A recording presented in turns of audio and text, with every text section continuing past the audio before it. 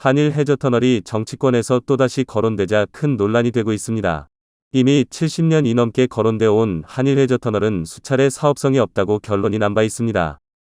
그럼에도 지금 시점에서 다시 거론되는 진짜 이유를 많은 이들은 의심하고 있습니다. 50년 전 통일교 문선명 총재가 한일 해저터널 건설의 필요성을 들고 나왔지만 2003년 노무현 정부와 2008년 이명박 정부 때 이미 부정적인 결론으로 무산된 바 있습니다. 당시 한일 해저터널에는 천문학적인 건설 비용에 따른 경제성이 없고 일본의 대륙 진출 길만 열어주고 부산이 경유지로 전락할 수 있다는 비판 여론이 일어났습니다. 두 정권에서 무산되었지만 박근혜 정부에서도 또다시 100조 원의 한일 해저터널을 만들자는 움직임이 나타났습니다. 여기에는 김기춘 비서실장의 존재가 크게 작용했습니다.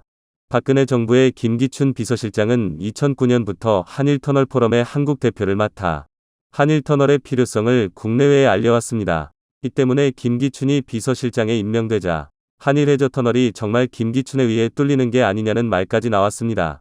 당시 김기춘 비서실장은 노자와 다이조 이란터널연구회장과 공동 명의로 한일 양국 정부가 외교적 협정을 맺고 이를 바탕으로 터널을 추진해야 한다는 내용의 기고문을 의싱턴타임즈에 실었습니다. 2010년에는 13개 언론사를 대동하고 일본 세이칸 터널 현장을 직접 답사하며 한일 터널의 필요성을 역설하기도 했습니다. 김기춘 비서실장은 당시 언론과의 인터뷰에서 대한민국의 규슈와 혼슈를 넘어 홋카이도까지 진출하려면 한일 해저터널을 긍정적으로 검토할 필요가 있다고 강조했습니다. 하지만 박근혜 정권에서도 결국 한일 해저터널은 이뤄지지 못했습니다. 그리고 나서 이 말이 들어가는가 싶더니 문재인 정권에서 결정적으로 다시 거론되는 중요한 시점이 등장했습니다. 문재인 대통령이 동아시아 철도 공동체 구상을 발표하며 4.27 판문점 선언의 남북철도 연결 사업을 기반으로 동북아 상생번영을 구상하자고 한 것입니다. 여기서 남북철도가 연결되면 북한을 통해 중국과 러시아를 아우르는 유라시아 대륙철도까지 직접 도달할 수 있었습니다. 북한은 지금 중국과 3개 노선, 러시아와 1개 노선이 연결돼 있습니다. 남북을 잇는 철도가 여기에 연결되면 한국은 시베리아 횡단철도 TSR, 중국 횡단철도 TCR, 만주 횡단철도 TMR, 몽골 횡단철도 TMGR 등 4개의 대륙 횡단철도를 통해 유라시아를 넘나들게 되는 것입니다. 일본은 이 같은 구상에 탐을 내지 않을 수 없었습니다. 현재는 부산에서 모스크바로 화물을 보내려면 배를 통해 한 달 정도 소요되지만 시베리아 횡단철도 TSR를 이용해 약 2주로 시간을 단축할 수 있습니다. 또한 인천에서 북한의 남포까지 컨테이너 하나를 옮기려면 배로 $800 정도가 들지만 철도를 이용하면 $200 정도면 충분할 것으로 분석되고 있습니다. 그렇게 되면 남한과 북한이 중국과의 철도 연결로 얻는 경제 효과는 연간 각각 1억 5천만 달러와 1억 달러에 달할 것으로 전망되었습니다. 남북철도가 다시 연결되고 중국, 러시아와 국제열차가 다니게 되면 누가 뭐래도 가장 수혜를 보는 국가는 한국이었습니다. 한국은 그동안 공해를 거쳐야만 다른 나라로 갈 수 있었기에 사실상 섬나라였습니다. 하지만 철도가 연결되면 한국은 비로소 대륙과 해양을 연결하는 반도 국가로서의 의미를 되찾게 됩니다. 이를 가장 부러워하는 국가는 섬나라 일본입니다. 일본은 자원이 없고 수출로 지탱하는 경제대국이기에 오래전부터 대륙과 연결을 꿈꿔왔습니다. 이 때문에 한국이 북한을 넘어 유럽까지 연결된다면 한일 해저터널이 만들어지면 자신들은 그 이익을 날로 먹을 수 있다는 계산을 한 것입니다. 일본 정부는 한일 해저터널에 줄곧 적극적 입장을 보여왔습니다. 1983년 일본은 이란터널연구회를 조직한 후 한일터널을 실현시키기 위해 움직여왔습니다. 2000년 모리 요시로 당시 일본 총리는 아시아 유럽 정상화의 ASEM 참석차 방한한 자리에서 한일 해저터널 건설을 공식 제의했습니다. 또 2003년 일본 자민당은 한일 해저터널 건설을 100년 동안 이뤄야 할 3대 국가과제로 선정하기도 했습니다. 2008년에는 한일 해저터널 건설로 직접적 영향을 받게 되는 규슈 지역 중의원들이 한일 해저터널을 추진하기 위한 초당파 의원연맹을 발족하기도 했습니다. 그런데 이란터널연구회가 제시한 방식은 우리에게 그 의도를 의심케 만들었습니다. 이란터널연구회가 제안한 3개 노선은 각각 큐슈 지역의 가라스시를 기점으로 대마도를 경유해서 거제도와 부산이 종점이 되었습니다. 일본이 제시한 가라스시는 1592년 일본이 조선을 침략할 때 전초기지 역할을 했던 곳입니다.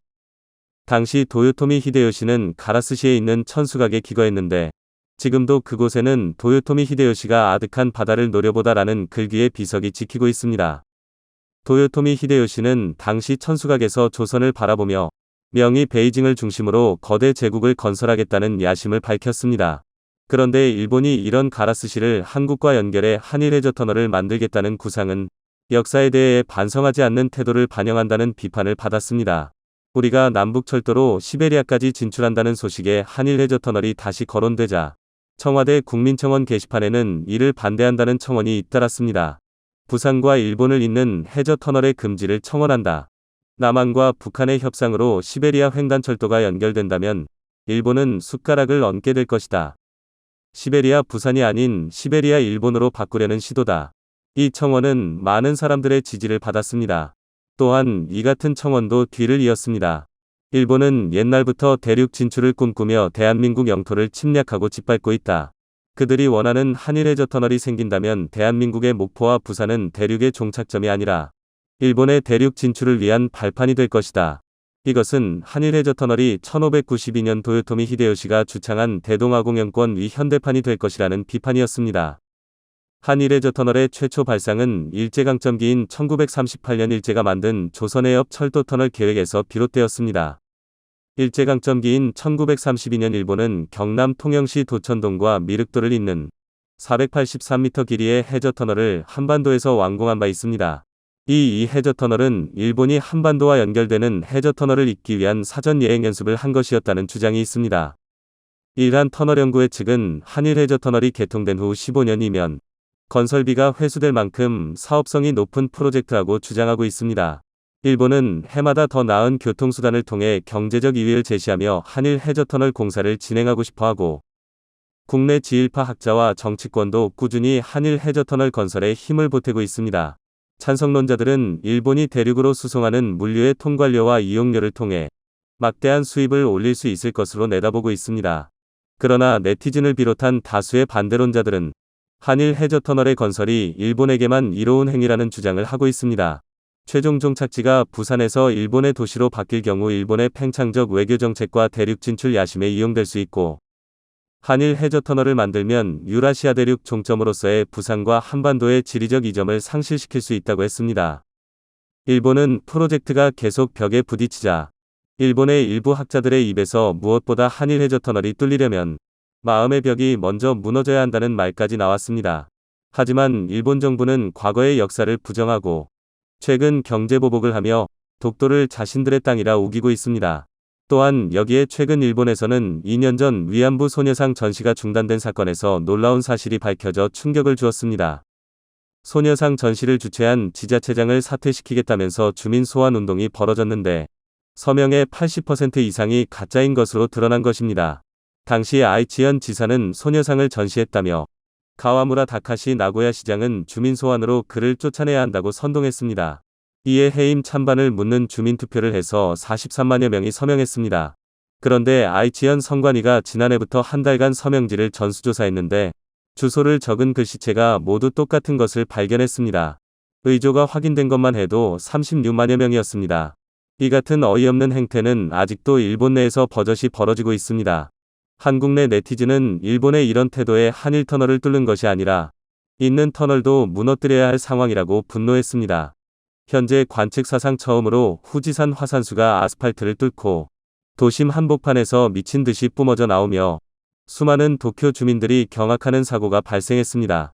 심지어는 지표면을 뚫고 나온 고온의 열기로 인해 인근에 있는 수도권까지 심각한 영향을 끼치며 주변 일대가 단수로 피해 입는 사고를 비롯해 주민들이 식수로 사용하는 식수관마저 탁한 색을 띠는 녹물까지 나오는 사태로 후지산 폭발이 초읽기에 돌입했다는 말까지 나오고 있습니다. 더욱 상황이 심각한 것은 일본의 중심지인 도쿄만 아니라 일주일 동안 약 10여 곳의 주요 도심 한복판에서 발생했다는 것이며 또한 주변 도로를 전부 침수시키며 쑥대밭을 만들고 만 것입니다.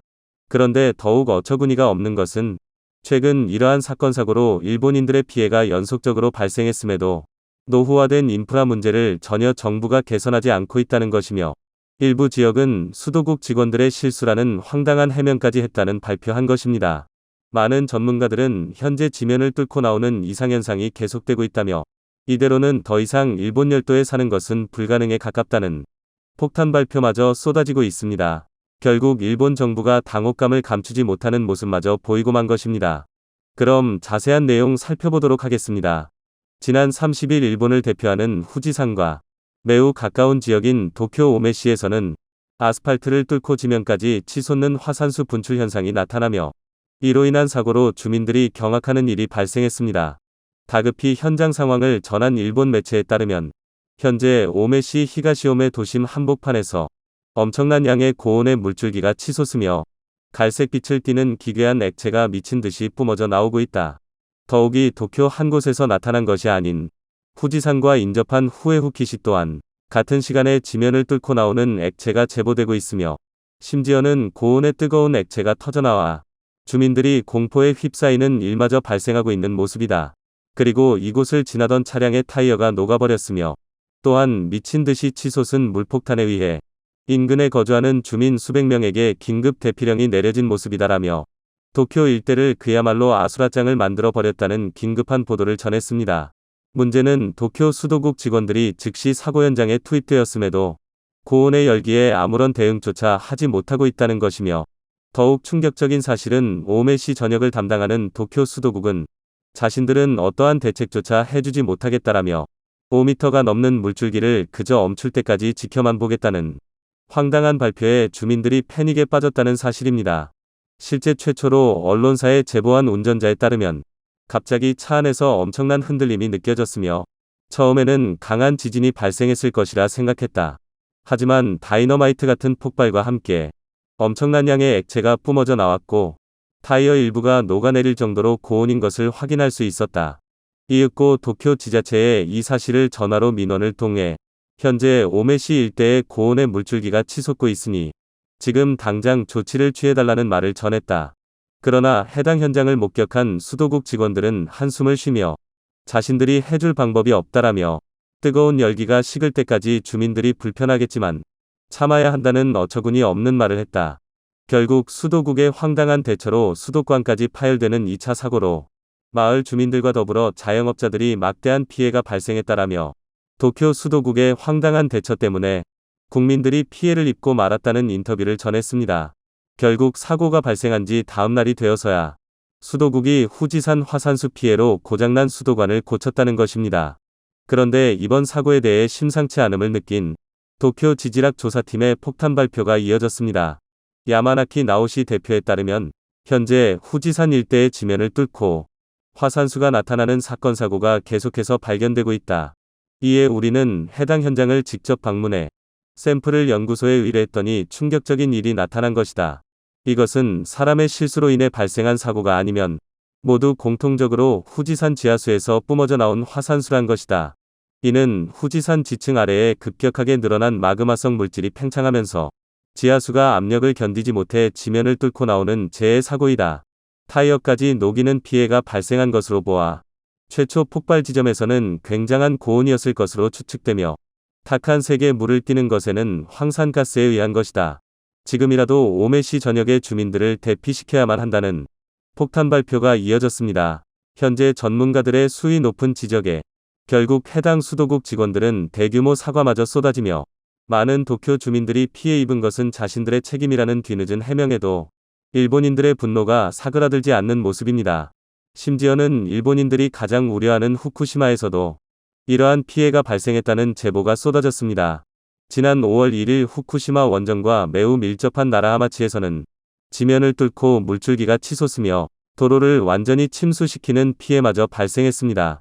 현장 상황을 전한 후쿠시마 언론사에 따르면 현재 8시 23분경을 시작으로 원인 불명의 물줄기가 치솟으며 나라하미치시를 쑥대밭으로 만들고 있다. 일각에서는 후쿠시마 원전 아래에서 발생한 지하수가 온 게 아니냐는 추측마저 제기되고 있으며 결국 주민들은 정부가 아무런 조치도 하지 않을 것이라며 공포에 빠진 상황이라 전했습니다. 그도 그럴 것이 과거 2011년 대지진으로 폐허가 된 후쿠시마 지역의 재건 대책을 논의하는 자리에서 피해 주민들을 지원해야 할 주무장관인 이마무라 부흥상의 막말이 재조명되고 있습니다. 어느 기자가 후쿠시마 원전 사고 이후 아직 3만 명 넘는 피난민들이 고향에 돌아가지 않고 있는 것은 본인들 책임이라는 기자의 매서운 질문이 쏟아지자 부흥상은 자네 뭔데 무례한 발언을 하냐며 반말 섞인 폭언이 이어지며 인터뷰를 끝마쳤습니다. 다음날 난장판 기자회견에 대한 비난 여론이 쏟아지자 장관은 곧바로 머리를 숙이며 이마무라 부흥상은 기자회견 때 조금 감정적이 됐다며 사과까지 했던 것입니다. 아직도 일본 정부가 후쿠시마 피난민들에 대해 제대로 된 조치를 하지 않아 많은 후쿠시마 주민들이 대부분 떠났다는 사실입니다. 이처럼 현재의 일본은 도시전역에서 지면을 뚫고 나오는 분출 현상이 나타나고 있으며 이로 인해 많은 일본인들이 불편함을 겪고 있다는 것입니다. 일각에서는 일본 열도가 더 이상 버티지 못해 후지산 폭발이 초읽기에 돌입했다라며 일본보다 안전한 한반도에 이주하는 게 현명할지 모른다는 여론마저 쏟아지고 있는 모습입니다. 또한 과거 한국이 힘들고 가난한 시절에 일본인들이 물심양면으로 도와줬건만 이번 사고에도 한국은 계속해서 모른 척 방관하고 있을 것이냐며 황당한 말까지 나오고 있습니다. 다른 건 몰라도 일본에 거주하는 한인분들이 자연재해에 피해 없길 바라며 한국에도 이러한 일이 언제 터질지 모르기 때문에 한국 정부가 강경한 대비책을 마련하길 촉구합니다. 이것으로 하루 해외 이슈는 끝인데요. 이제 댓글로 여러분들의 생각을 알려주세요. 여러분들의 생각을 알고 싶습니다. 얼마 전 폴란드 라디오 매체 폴스키에고 라디아 24는 폴란드가 한국에서 24조 원 규모의 대출을 받았다고 보도했습니다. 한국은 폴란드에 무기를 수출하면서 12조 원 규모의 대출과 보증을 해줬는데 폴란드가 애초 알려진 것보다 더 많은 24조 원 지원을 요구했다는 내용이었습니다. 일부 한국 언론들도 폴란드가 20조 원 이상의 금융 지원을 요구했는데 이것은 한국수출입은행과 무역보험공사의 수출금융 한도를 초과하는 것이기 때문에 우려가 제기된다는 보도를 하기 시작했습니다.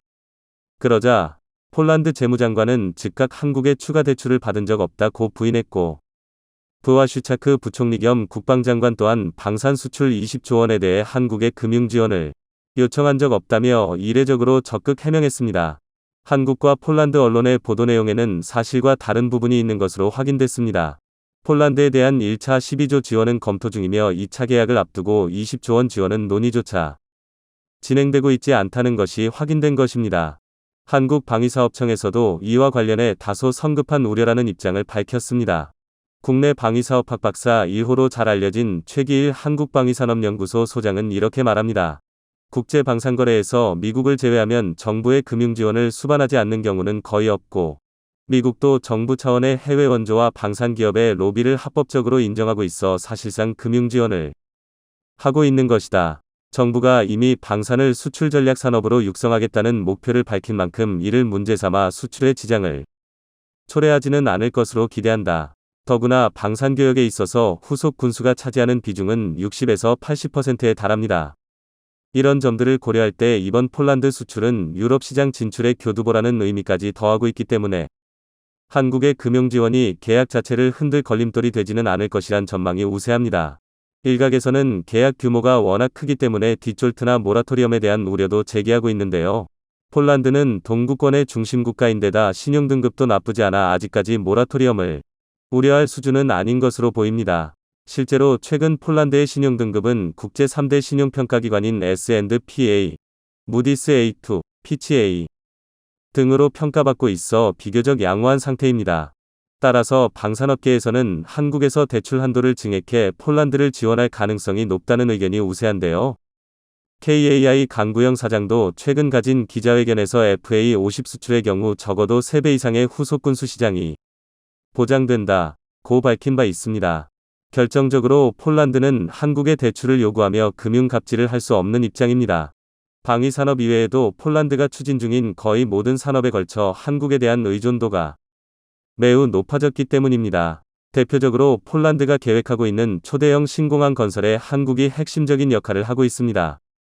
최근 인천국제공항공사는 폴란드 신공항 사업에 대한 7,500억 원 규모의 지분 투자 계획이 한국개발연구원 KDI 공공기관 예비 타당성 조사에서 타당하다는 의견을 얻었습니다. 인천공사가 폴란드 신공항 STH 사업에 투자할 수 있는 길이 열렸다는 의미입니다. 폴란드 신공항 사업은 현재 시설 포화 상태인 바르샤바 쇼팽공항을 대체해 중통부 유럽 허브공항을 건설하는 사업으로서 사업비는 총 14조 원 규모입니다. 이 공항은 수도인 바르샤바에서 서쪽으로 약 40km 떨어진 바라누프의 활주로 이봉과 코터미널 1동 규모로 오는 2028년 개항 예정인데요. 신공항이 문을 여는 순간 연간 2천만 명이던 공항 수용 능력은 4천만 명으로 확대됩니다. 이 사업은 기존 폴란드의 관문인 바르샤바 쇼팽공항을 대체하는 것은 물론이며 장기적으로는 중동부 유럽 최대 규모의 공항을 건설하는 것을 목표로 잡고 있습니다. 폴란드 정부의 목표는 연간 1억 명이 이용하는 공항으로 발전시킬 계획이라고 하는데요. 완공되면 그야말로 유럽 최대 메가허브 공항으로 탈바꿈하게 됩니다. 그런데 이 신공항 프로젝트는 공항이 전부가 아닙니다. 신공항과 함께 연결될 철도, 도로, 도시개발 등 광범위한 인프라 개발은 물론이며 복합운송업의 STH에 대한 구상까지 함께 진행되다 보니 전체 사업 규모는 74억 유로, 한화 약 10조 원이 넘는 초대형 프로젝트입니다. 그리고 이 모든 프로젝트의 건설 과정과 건설 이후 운영까지 한국이 중추적인 역할을 맡게 됩니다. 국내 기업이 대거 참여하는 건 당연한 일이겠죠. 폴란드 신공항 프로젝트가 특히 한국에게 의미 있는 이유가 있습니다. 2021년 당시 폴란드 신공항 건설 자문 사업을 놓고 한국의 인천국제공항공사와 일본의 나리타 공항이 맞붙었습니다. 그리고 폴란드의 선택은 인천국제공항공사였습니다. 유럽 최대 공항을 짓기 위한 롤모델을 선택하는 자리에서 나리타 공항을 꺾은 것입니다. 이는 유럽에서도 나리타 공항보다 인천공항의 시스템이 더 우위에 있다는 것을 인정받은 것이며 나아가 건설, 산업인프라 전반에서 일본보다 한국이 더 뛰어나다는 평가를 받은 것입니다. 이후 폴란드는 한국과 거의 모든 산업 전반에 걸친 협력을 추진하게 됩니다. 신공항 프로젝트뿐만 아니라 폴란드는 최대 폐기물 소각로 건설 프로젝트 역시 한국에 맡겼습니다. 이것은 수도 바르샤바 시민 177만 명 중 56만 명이 버리는 생활 폐기물을 소각한 뒤 이 과정에서 발생하는 폐열을 전기와 지역 난방으로 공급하는 자원회수시설 공사인데 이것을 한국이 수주한 것입니다. 포스코 ENC는 바르샤바 소각장 건설 프로젝트의 설계부터 시공, 운영 단계까지 최신 건설 기술인 7차원 건설 정보 모델링, 즉 BIM을 적용해 소각장을 짓고 있습니다. BIM 빌딩 인포메이션 모델링은 3차원 정보 모델을 기반으로 건축물의 전생애 주기에 거쳐 발생하는 모든 정보를 통합해 설계 시공에 활용하는 기술로 기존의 2차원 도면으로는 어려운 설계 시공 유지 관리를 통합적으로 수행할 수 있도록 도울 수 있습니다. 포스코 ENC는 바르샤바 소각장 건설 현장에서 설계 차원의 3D를 넘어 공정 관리, 원가 관리, 공장 자동화 자재 조달 관리 등 모든 영역의 BIM을 활용하고 있습니다. 내년 7월 이 폐기물 소각로가 준공되면 폴란드 최대 규모의 소각로가 완성되는 것인데요. 유럽연합에서 폐기물 소각 에너지를 재생에너지로 분류하고 있기 때문에 앞으로 유럽에서 지속적인 소각로 발주가 있을 것으로 보고 있습니다. 서유럽 국가는 폐기물 소각 시설이 보편화돼 있지만 동유럽 국가들은 지금까지 매립 위주였습니다. 이제 막 동유럽 국가들도 소각 시설을 도입 정착하는 단계인데 한국이 폴란드에 건설한 첨단 소각장을 본다면 앞으로 슬로바키아, 루마니아 등 발주가 확대될 수 있습니다. 이처럼 폴란드는 방위산업 외의 다양한 핵심 산업 인프라 건설 역시 한국에 맡기고 있습니다. 자칫 한국에 제때 계약금을 입금하지 않거나 대출을 해달라는 등 금융 갑질을 하다가는 폴란드 산업 전체가 멈출 수 있는 상황이 된 겁니다. 더구나 폴란드는 미래가 걸린 사업 역시 한국과 협력을 약속했습니다. 폴란드는 우크라이나의 최인접국으로서 전쟁이 종료된 이후 우크라이나 재건 사업이 시작될 때 가장 핵심적인 역할을 할 수밖에 없는 국가입니다. 따라서 우크라이나 재건 사업은 벌써부터 중국, 일본 등 많은 국가들이 관심을 기울이고 있는데요. 그런데 이마저도 폴란드는 한국을 선택했습니다. 한국은 폴란드 정부 기관과 공통으로 우크라이나 재건 사업에 참여하는 방안을 모색 중입니다. 국토교통부 산하 공공기관인 한국해외인프라도시개발공사는 폴란드 투자무역청과 공통사업 개발, 사업 내용 공유 등 협력을 위한 MOU를 맺었는데요. 폴란드는 우크라이나 재건과 관련한 유럽 내 거점이자 신공항, 열병합발전소, 원자력발전 사업 등 대형 프로젝트를 통시다발적으로 추진하는 국가입니다. 폴란드가 방위산업 외의 모든 산업 전반에 걸쳐 한국과 협력을 결심한 계기가 있습니다. 지난해 한화에어로스페이스 측과 K9을 계약할 당시 폴란드가 내세운 조건은 하나였습니다. 한국군이 사용하는 전차와 통일하게 생산해달라. 이것이 폴란드 실사단이 창원 공장을 방문해 실사한 이후 내놓은 요구 조건이었습니다. 사실 국가마다 지형과 기후 등이 다른 탓에 동일한 장비라도 옵션을 조금씩 달라집니다. 다양한 파생 버전이 생겨나는 이유기도 합니다. 따라서 한국에서 사용하는 전차와 완전히 통일하게 만들어달라는 폴란드의 요구는 이례적이었습니다. 폴란드 측이 이런 요구를 한 이유는 창원 공장의 생산 기술과 품질 관리 능력에 엄청난 감명을 받았기 때문입니다. 한국 생산 설비와 품질 상태를 눈으로 확인한 폴란드 당국자는 더도 덜도 말고 딱 이만큼만 해달라라는 요청을 한 것입니다. 한국의 기술력과 품질에 대한 엄청난 신뢰가 쌓였다는 것을 알 수 있는 일화입니다. 이런 신뢰가 생겼으니 신공항, 소각장, 우크라이나 재건 사업 등등 일본의 손을 뿌리치고 한국과 손을 잡을 수 있었던 것이죠. 그 믿음에 한국은 완벽하게 부응했습니다. 그리고 이제 폴란드는 방위 산업을 넘어 국가 모든 산업 인프라에 한국과 협력을 추진하고 있습니다. 놀랍다. 나였더라도 한국 무기를 선택했겠다. 한독일 장교가 한국 무기를 보며 경탄을 참지 못했습니다. 미국 방산 전시회에 전시된 한국 무기들이 각국 군 관계자들의 찬사를 받았습니다.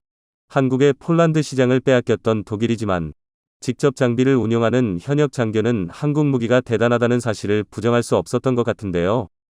한국의 독주에 미국에서 한국을 붙잡기 위해 숨겨왔던 비밀병기를 공개하고 나섰다고 합니다. 미국에서 들려온 소식에 일본에서 마저 K방산의 의용을 인정하고 말았다는데 어떻게 된 일인지 자세히 알아보도록 하겠습니다. 10일부터 12일까지 미국 워싱턴에서 열린 지상군 방산 전시회 아우사 2022에 한화디펜스가 참가해 K9 자주포와 K10 탄약 운반 장갑차의 실물 장비를 선보였습니다.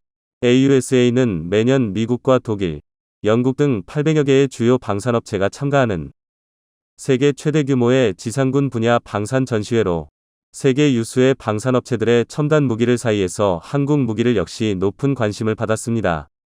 러시아의 우크라이나 침공 이후던 세계적인 군비 증강 열풍이 불고 있는 가운데 각각의 국방산업체들이 치열한 수출 경쟁을 벌이고 있습니다. 이 같은 방산 전시회는 방산기업 간의 소리 없는 전쟁터이기도 합니다. 수많은 전시관 중에서 한국의 첨단 기갑 차량들이 전시된 한화디펜스 전시관에 외국군 관계자들의 발길이 끊이질 않았다고 하는데요. 전시관을 찾은 한 독일 장교가 한국의 K9 자주포와 K10을 통한 완전 자동화 장전 시스템에 감탄했다고 전해졌습니다. 독일 장교는 K10 탄약 운반 장갑차를 가리키며 한화디펜스 관계자에게 얼마나 자동화된 것인가 라고 물었다고 합니다. 한화디펜스 관계자가 K9 자주포와 연결하기만 하면 자동으로 탄약을 재장전할 수 있다. 고 답변하자 사람의 힘이 전혀 필요하지 않다는 말인가? 라고 다시 물었습니다. 이어 장갑차 운용에는 몇 명이 필요한가? 가격은 얼마인가? 같은 질문을 쏟아내며 연신 감탄했다고 전해졌는데요. 독일 장교가 주목한 K10 탄약 운반 장갑차는 K9 위 차체를 이용해 개발된 보급 차량으로 K9 자주포와 연결하여 로봇팔을 이용해 자동으로 포탄과 장약을 보급하는 게 가능합니다. 이 주장비의 연계를 통해 포탄이 날아드는 전시 상황에서도 방호력을 갖춘 채로 전투 능력을 지속해서 유지하는 게 가능합니다. 한국에서 개발한 세계 최초의 탄약 재보급 자동 화장비 체계이죠. 한국의 자주포 체계에 감탄하던 독일 장교는 폴란드가 K9 자주포를 도입하기로 한 것을 알고 있느냐? 는 질문에 잘 알고 있다. 다른 나라의 비슷한 무기 체계에 비해 3분의 1 정도 비용으로 우수한 성능을 갖췄다니 놀랍다.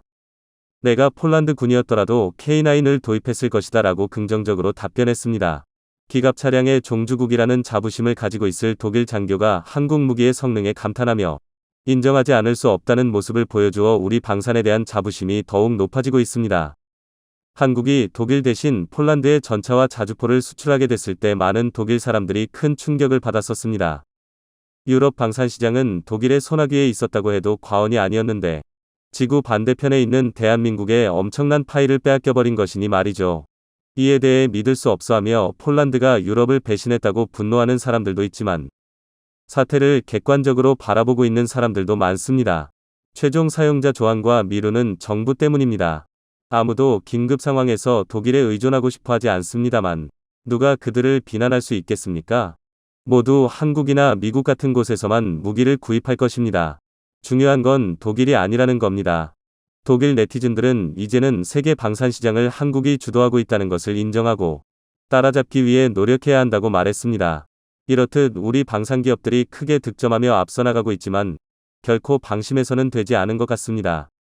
무기 산업의 첨단을 달리고 있는 미국이 이번 박람회에서 새로운 전차를 공개해 큰 화제를 불러 모았습니다. 미국의 주력 전차이자 세계적인 베스트셀러인 M1 에이브럼스 전차의 최신 모델 에이브럼스 X를 공개한 것인데요. 에이브럼스 X는 신형 44 구경 XM360 이원 제반동 활강포가 도입되어 더 적은 반동으로 정확한 사격이 가능해졌습니다. 또한 포탑이 완전히 무인화됐을 뿐만 아니라 기종으로 RCWS가 탑재되어 승무원 3명만으로 운용할 수 있으며 트로피 능동 방어 시스템이 탑재되어 대전차 무기에 대한 방어력도 갖추었습니다. 이번에 공개된 에이브럼스 X 모델은 아직 프로토타입에 지나지 않지만 향후 미군의 전차가 발전하게 될 모습을 미리 제시했다고 볼 수 있습니다.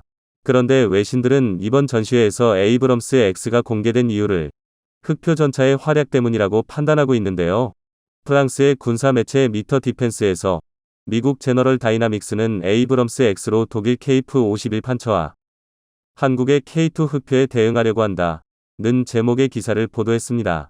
본 기사에서는 세계 각국이 전차의 종말을 예고하며 전차 생산량과 투자를 줄여나가면서 비어버린 시장을 한국의 K2 흑표 전차가 빠르게 선점하고 있다고 말했습니다. 미국의 M1 에이브럼스 전차나 독일의 레오파르트 2 전차보다 K2 전차가 주목받고 있으며 미국과 독일의 새로운 전차 공급은 2035년까지 지연된 상황이라고 지적했습니다. 이대로면 서방 세계의 전차 시장을 한국이 완전히 주도하게 될 것이란 말이죠. 위기의식을 느끼고 독일에서 차세대 전차 KF-51을 내세웠고 미국 역시 에이브럼스 X를 제시하며 한국 전차의 진격에 대응하고 나선 것입니다. 또 다른 외신의 보도에 따르면 에이브럼스 전차의 설계 과정에서 K2 전차의 영감을 받았다고 하는데요. 에이브럼스 X의 새로운 포탑은 명백히 한국의 K2 흑표 전차에서 영향을 받았다. 실제로 에이브럼스 X의 포탑 디자인이 기존 에이브럼스 전차의 포탑보다 K2 전차의 포탑 구조와 더욱 유사함을 알 수 있습니다. 한국형 전차를 만들기 위해 M1 에이브럼스의 전차 설계도를 어떻게든 얻어보겠다고 발버둥 치던 게 어제 같은데 이제는 미국이 전차 설계에 있어 한국을 보고 배우고 있다는 것이죠. 세계 방산의 선두를 달리던 미국이 한국을 대등한 경쟁자로 여기기 시작했습니다. 이러한 소식에 한국에 지나친 관심을 가지고 있는 나라에서 뜨거운 반응을 보여주고 있습니다. 바로 관음증이라도 있는 게 아닌가 싶은 열나라 일본입니다. 일본의 군사 전문 매체에서 미언론 아우사 2022에 참가한 한국은 방위 산업에서 지위를 보여주었다 라는 제목의 기사를 보도했습니다. 본 기사에서는 미언론들과 관계자들의 한국 방위 산업에 대한 평가를 모두 모아나열하고 있습니다. 한국 방산이 이루어낸 경이로운 업적에 각국 외신들이 찬사를 아끼지 않았습니다. 미언론뿐만 아니라 일본 언론까지 한국 방산이 성공했다고 인정하며 그 전략을 본받아야 한다고 말하고 있는데요. 이에 대해 일본 네티즌들도 분하지만 인정하지 않을 수 없다는 반응을 보여주고 있습니다. 이런 자유로운 사고방식이 한국에 특기하지. 일본도 예전에는 그랬을 텐데 이제는 갈라파고스화 돼버려 다른 나라에서 사용할 수 없는 상품밖에 없어. 예를 들어 신칸센이 중국이나 대만 이외에 보급되지 않는 것은 일본형 시스템에 특화되어 있기 때문이지. 일본 무기는 실전을 거치지도 않았기에 다른 나라에서 사용하려 할지 의심스러워. 일본이 버블 경제 이후로 겸손함을 잃어버려 너무 안타까워. K9이나 레드백은 일본에 도입해도 좋아요. 국내 생산으로 하면 공급 면에서도 유리하고 그러면 혐한파에서 난리를 칠까요? 매출 3조가 사정거리 내란이 너무 굉장한 걸 K-팝도 그렇지만 세계적으로 유명한 아티스트가 나오기 훨씬 전부터 각국의 언어로 번역하고 언어를 공부해서 꾸준히 판매하고 있었어. 무기 수출도 우크라이나 사태로 약진한 것 같지만 아마 훨씬 전부터 결과를 내기 위해 여러 시행착오를 겪었겠지. 일본이 무기 수출에서 출발선에 설 때쯤이면 적어도 나는 환갑 정도일까. 그동안 한국 방산이 잘 나간다는 소식을 한국 언론들이 편파적으로 조작해낸 거짓말이라고 믿고 있던 일본인들마저 해외 유수의 언론들을 통해 보도된 부정할 수 없는 사실에 입을 다물고 말았습니다. 현실을 직시하고 이제라도 노력해야 한다는 의견이 나오고 있지만 굳어진 일본 방산이